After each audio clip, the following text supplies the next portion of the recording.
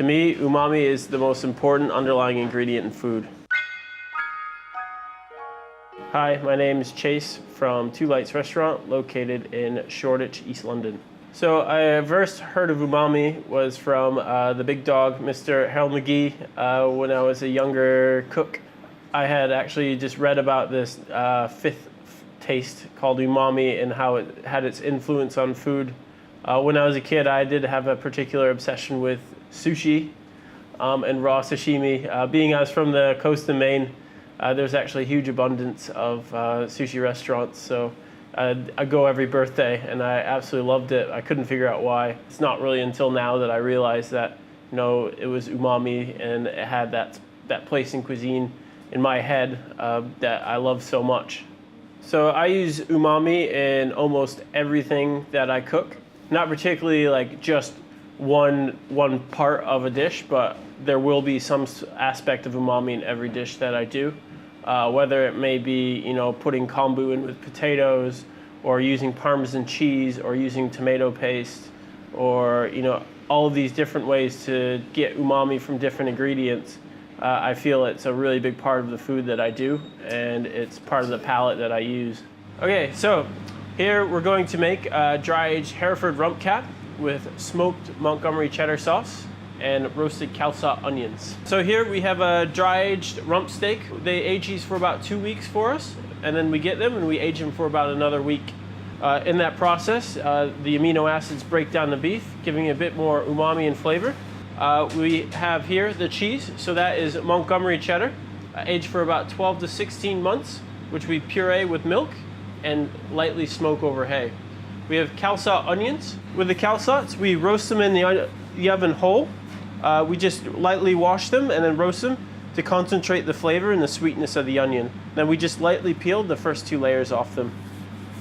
And then we have a powder of Vegemite, black sesame, dried kale, and nori.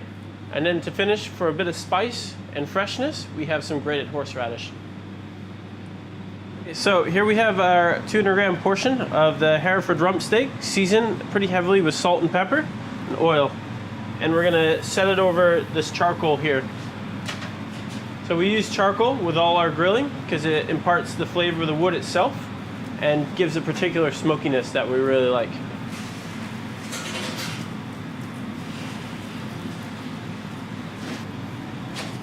So when your steak's just about done, then we're gonna put these onions onto the grill as well.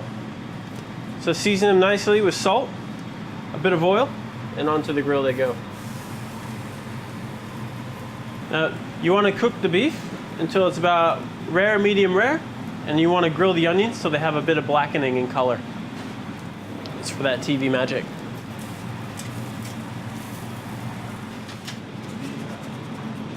We've let our steak rest about 5 minutes to retain all its juices, and now we're going to slice it against the grain, nice and thin.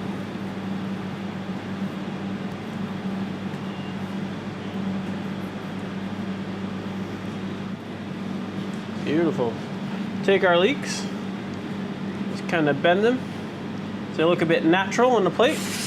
Take our cheese sauce here.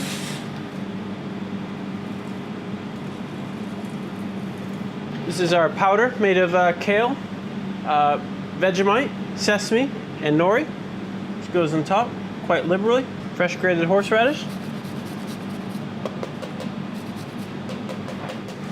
And then just a bit of sauce made from the beef bones and trim. So there you have it. So aged Hereford rump steak with smoked cheddar and Calçot onions. Umami means to me is almost everything that I use or try to eat has some aspect of umami in it. You know, even snack foods, everyone's favorite. Umami is probably the biggest factor of why it's all so good. To me, umami is the most important underlying ingredient in food.